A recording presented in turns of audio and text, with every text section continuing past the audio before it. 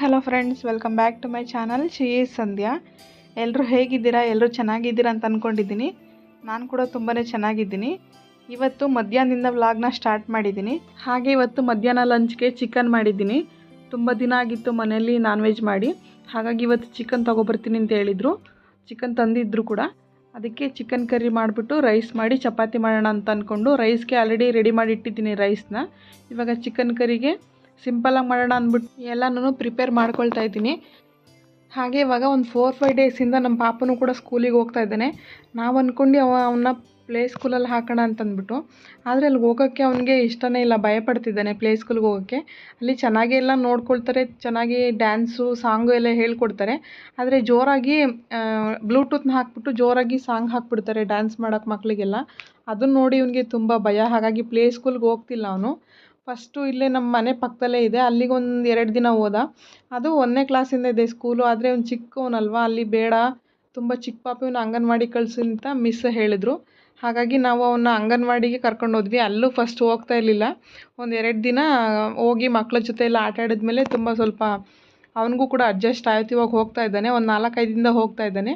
ಈಗ ಬೆಳಗ್ಗೆ ಅವನ್ನ ರೆಡಿ ಮಾಡಿ ಅಂಗನವಾಡಿಗೆ ಕಳಿಸ್ಬಿಟ್ಟು ನಾನು ತಿಂಡಿ ಎಲ್ಲ ಬ್ರೇಕ್ಫಾಸ್ಟ್ ಎಲ್ಲ ಮುಗಿಸ್ಕೊಂಡು ಲಂಚ್ನ ಪ್ರಿಪೇರ್ ಮಾಡ್ತಾಯಿದ್ದೀನಿ.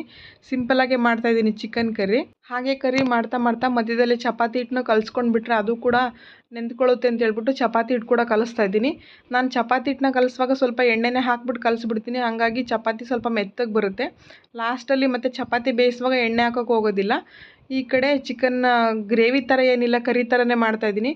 ಫಸ್ಟು ಒಗ್ಗರಣೆಗೆ ಕರಿಬೇವು, ಮೆಣಸಿನ್ಕಾಯಿ, ಬೆಳ್ಳುಳ್ಳಿನ ಹಾಕ್ಬಿಟ್ಟು ಚಿಕನ್ ಹಾಕ್ಬಿಟ್ಟು ಡೈರೆಕ್ಟಾಗಿ ಮ್ಯಾರಿನೇಟ್ ಮಾಡಿಟ್ಟಿರೋ ಚಿಕನ್ ಹಾಕ್ಬಿಟ್ಟು ಸ್ವಲ್ಪ ನೀರೆಲ್ಲ ಹೋಗೋವರೆಗೂ ಅದಕ್ಕೆ ಮೇಲಿಂದ ಕಟ್ ಮಾಡಿರೋ ಒಂದು ಈರುಳ್ಳಿ, ಖಾರದ ಪುಡಿ, ಮಸಾಲೆ ಪುಡಿ, ಹಾಗೆ ಸ್ವಲ್ಪ ಉಪ್ಪನ್ನ ಹಾಕಿ ಬೇಯಿಸ್ಕೊಂಡ್ರೆ ಇದು ಚಿಕನ್ ಕರಿ ಅಂತ ಅಲ್ಲ, ಡ್ರೈ ಥರ ತುಂಬ ಚೆನ್ನಾಗಿರುತ್ತೆ. ಫೈನಲಿ ಒಂದು ಸ್ವಲ್ಪ ಕೊತ್ತಂಬರಿ ಸೊಪ್ಪು ಉದುರಿಸ್ಕೊಂಡ್ರೆ ತುಂಬಾ ಚೆನ್ನಾಗಿರುತ್ತೆ. ಸಾಂಬಾರು ಏನಾರು ಇದ್ದರೆ ಸೈಡ್ ಡಿಶ್ಶಾಗಿ ತಿನ್ನೋಕ್ಕೆ ಸಖತ್ ಚೆನ್ನಾಗಿರುತ್ತೆ. ಹಾಗಾಗಿ ಮಾಡ್ತಾಯಿದ್ದೀನಿ. ಕರಿ ರೆಡಿ ಆಗೋಯ್ತು. ಇವಾಗ ಚಪಾತಿನ ಮಾಡ್ತಾಯಿದ್ದೀನಿ. ಹಾಗೆ ಈ ಮಧ್ಯೆ ಊರಿಗೆಲ್ಲ ಹೋಗಿ ಬಂದಲ್ಲ, ಹಾಗಾಗಿ ಡಯಟಿಂಗ್ ವಿಡಿಯೋಸ್ ಎಲ್ಲ ಹಾಕೋದನ್ನು ನಿಲ್ಲಿಸಿದ್ದೀನಿ. ಡಯಟ್ ಕೂಡ ಮಾಡ್ತಿಲ್ಲ ಸರಿಯಾಗಿ, ಮತ್ತೆ ಸ್ಟಾರ್ಟ್ ಮಾಡಬೇಕು. ಊರಿಗೆಲ್ಲ ಹೋದಾಗ ನಿಜವಾಗ್ಲೂ ಡಯಟ್ನ ಕಂಟಿನ್ಯೂ ಮಾಡೋಕ್ಕಾಗಲ್ಲ.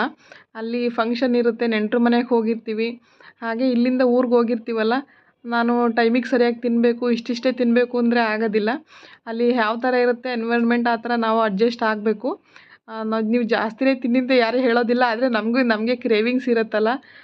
ಇಲ್ಲಿ ಸಿಗದೆ ಇರೋದೆಲ್ಲ ಅಲ್ಲಿ ಅಂದರೆ ತರಕಾರಿ ಎಲ್ಲ ಸಿಗುತ್ತೆ. ಹಾಗಾಗಿ ನಾವು ಅಲ್ಲಿರೋ ಊಟನ ತಿಂಡಿನ ಮಿಸ್ ಮಾಡ್ಕೊಂಡಿರ್ತೀವಲ್ಲ ಇಲ್ಲಿ. ಹಾಗಾಗಿ ಅಲ್ಲಿ ಸ್ವಲ್ಪ ಜಾಸ್ತಿ ತಿನ್ನೋದು. ನೋಡೋಣ, ಮತ್ತೆ ತುಂಬ ಸ್ಟ್ರಿಕ್ಟಾಗಿ ಡಯಟ್ನ ಫಾಲೋ ಮಾಡಬೇಕು. ಇವಾಗ ನಾನು ಅಡುಗೆ ಕೆಲಸ ಎಲ್ಲ ಮುಗಿಸಿಟ್ಬಿಟ್ಟು ನಮ್ಮ ಪಾಪುನ ಕರ್ಕೊಂಡು ಬರಬೇಕು.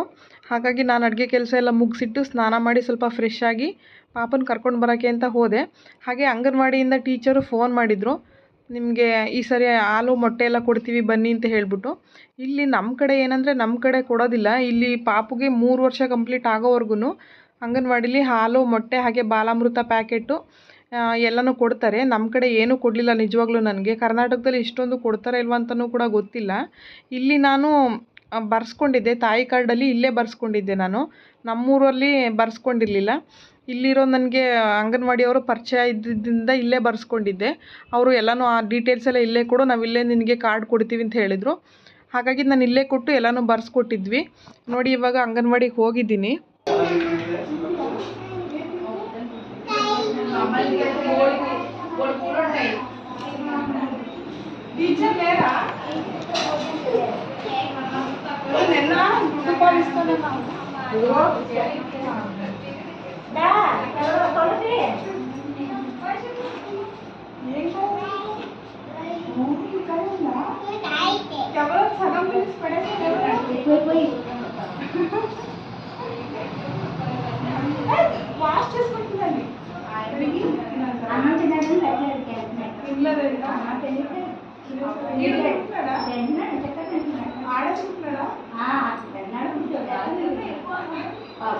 అసలు తినండి, అసలు ఇంటికాడ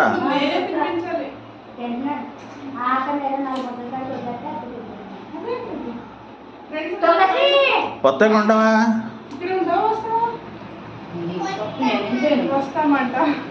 ఇంటికి వస్తావా? పద వెళ్ళిపోదాం.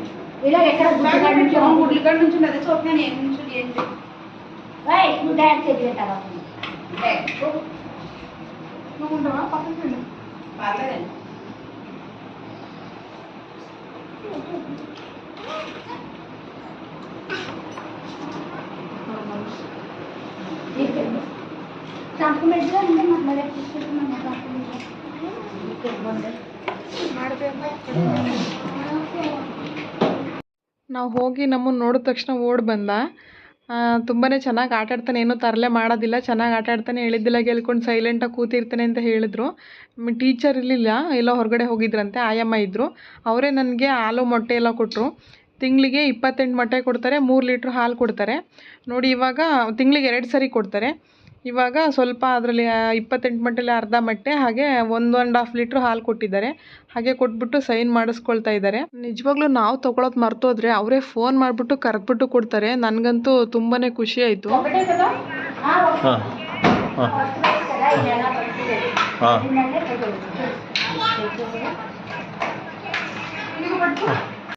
ಅವನು ಪ್ಲೇ ಸ್ಕೂಲ್ಗೆ ಹೋದರೆ ಇಷ್ಟು ಚೆನ್ನಾಗಿ ಆಟ ಆಡ್ತಿರ್ಲಿಲ್ಲ. ಅಲ್ಲಿ ಸ್ವಲ್ಪ ಚೆನ್ನಾಗಿ ಹೇಳ್ಕೊಡ್ತಾರೆ, ABCD ಎಲ್ಲ ಹೇಳ್ಕೊಡ್ತಾರೆ ಮಕ್ಕಳಿಗೆ.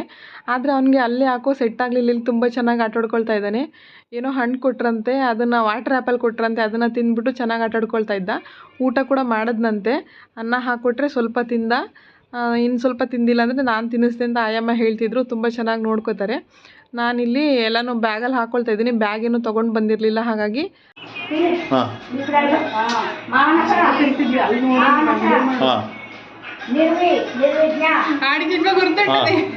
ಇಲ್ಲಿ ಏನಂದರೆ ನಾನು ಮೊನ್ನೆ ನಿನ್ನ ಫ್ರೆಂಡ್ಸ್ ಹೆಸರೇನು ಅಂತ ಕೇಳಿದೆ, ಆದರೆ ನನಗೇನು ಗೊತ್ತಿಲ್ಲ ಅಂತ ಹೇಳ್ದೆ ಅವನು. ಹಾಗಾಗಿ ಆಯಮ್ಮನಿಗೆ ಅದೇ ಹೇಳ್ದೆ ನಾನು, ಫ್ರೆಂಡ್ಸ್ ಹೆಸರು ಗೊತ್ತಿಲ್ವಂತೆ ಅಂದ್ಬಿಟ್ಟು. ಮತ್ತೆ ಒಳಗಡೆ ಕರೆದು ಇವನನ್ನು ಒಬ್ಬೊಬ್ಬರನ್ನೇ ತೋರಿಸ್ಬಿಟ್ಟು ಇವ್ರ ಹೆಸರು ಅಂತ ಹೇಳ್ತಾ ಇದ್ದ, ಇದು ಅಂತ ಹೇಳ್ಕೊಡ್ತಾ ಇದ್ದಾರೆ ಆಯಮ್ಮ. ಅವ್ನಿಗೆ ಎಲ್ಲಿ ನೆನಪಿರುತ್ತೆ ಸರಿ ಅಂತ ಅಂದ್ಕೊಂಡು ಹೊರಗಡೆ ಬಂದ. ನಾವು ಇವಾಗಲಿಂದಲೇ ಮಕ್ಕಳನ್ನ ಅಂಗನವಾಡಿಗೆಲ್ಲ ಕಳಿಸ್ಬಿಟ್ರೆ ಈ ಥರ ಇರುತ್ತೆ ಹೊರಗಡೆ ಎನ್ವೈರ್ಮೆಂಟು. ನಾವು ಮಕ್ಳ ಜೊತೆ ಆಟಾಡ್ಕೊಬೋದು ಸ್ಕೂಲಿಗೆ ಬಂದರೆ ಅಂತ ಅವ್ರಿಗೂ ಸ್ವಲ್ಪ ಗೊತ್ತಾಗುತ್ತೆ. ಎಲ್ಲ ಡೈರೆಕ್ಟಾಗಿ ಸ್ಕೂಲ್ಗೆ ಹೋಗಿ ಓದು ಅಂದ್ಬಿಟ್ರೆ ಅವ್ರಿಗೆ ಸ್ವಲ್ಪ ಇರಿಟೇಷನ್ ಆಗುತ್ತೆ. ನಾವು ಸ್ವಲ್ಪ ಅರ್ಥ ಮಾಡ್ಕೋಬೇಕು. ಚಿನ್ನಿ ಏನು నేర్పించారు ಸ್ಕೂల్లో ఈరోజు? ಚಿನ್ನಿ ಏನು నేర్పించారు చెప్పవు చిన్ని? ABCD నేర్పించారా? 1 2 3 4 1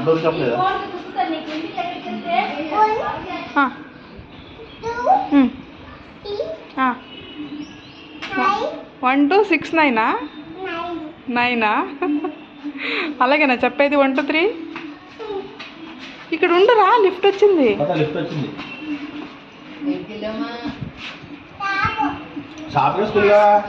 స్కూల్ చెప్పాలి. స్కూల్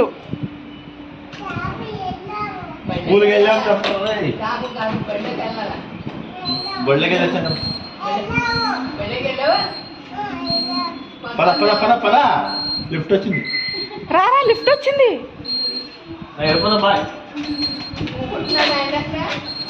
బాగానే కూర్చుంటున్నాడు.